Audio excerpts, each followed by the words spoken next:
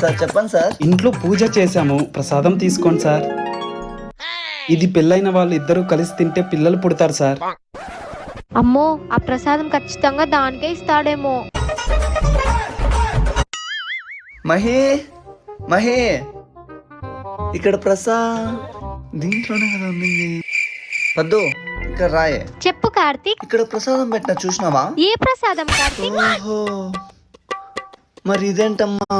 అంటే అది తనకంటే ముందు నాకే పిల్లలు పుట్టాలని తినేసానండి. ఒక్కరు తింటే కాదే, ఇద్దరు కలిసి తినాలి.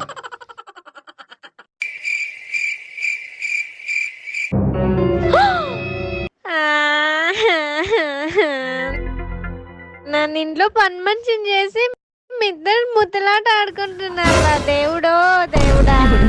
దీనికంటే ఇష్టపడిందో చూస్తామనే. కార్తీక్ ఊపు.